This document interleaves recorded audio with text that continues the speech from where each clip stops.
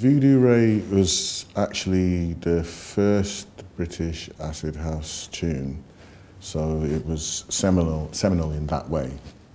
And around the time it happened, there was a lot of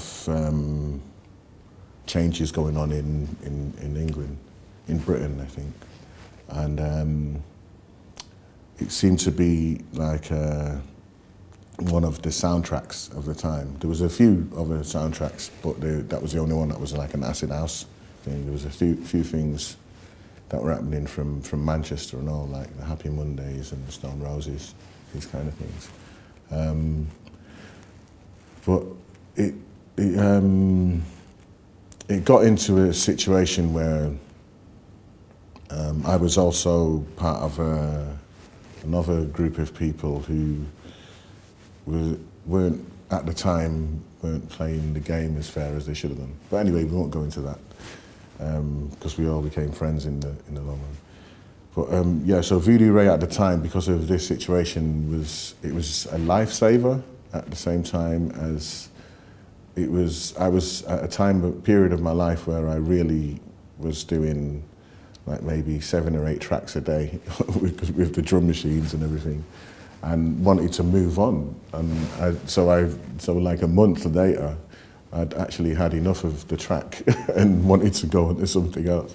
So I started doing an album called Hot Lemonade, because I was working with this record label who they wanted me to do pop music, and like I was like, pop, lemonade, pop, hot lemonade.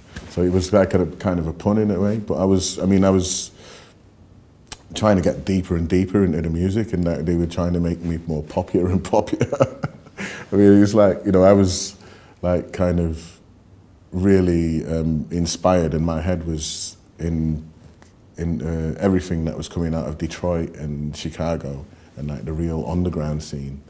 But like at the same time, there was a budding kind of overground thing happening in England, and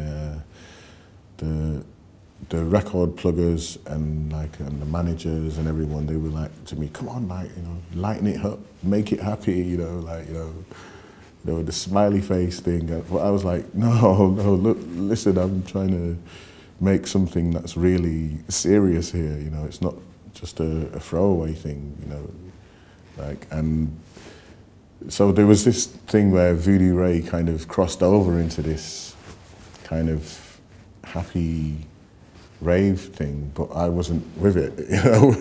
So I mean, it's not a love-hate relationship. It creates a balance for me, which is very important to have, you know. So you need not negative and positive, light and dark, but you need something that kind of weighs things up. And for me, that luckily it was at the start of my career. It weighs things out for me. So I can always go back to it.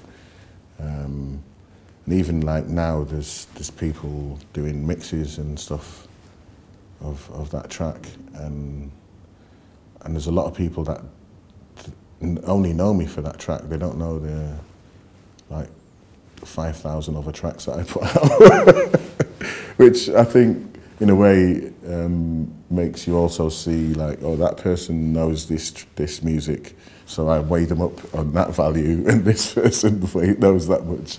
So you know, it's like a kind of a litmus test in a way with certain people. But it's also different that people, I don't think anyone's ever really copied that, which I find that flattering, that no one's made anything like similar, you know. I like that. I mean, I've heard loads of stuff that sounds similar to like some of the Chicago stuff and the Detroit stuff, but none of the early. That was basically early British like dance music, and there's not a lot of British people that kind of have heard that or follow it, which is pretty interesting.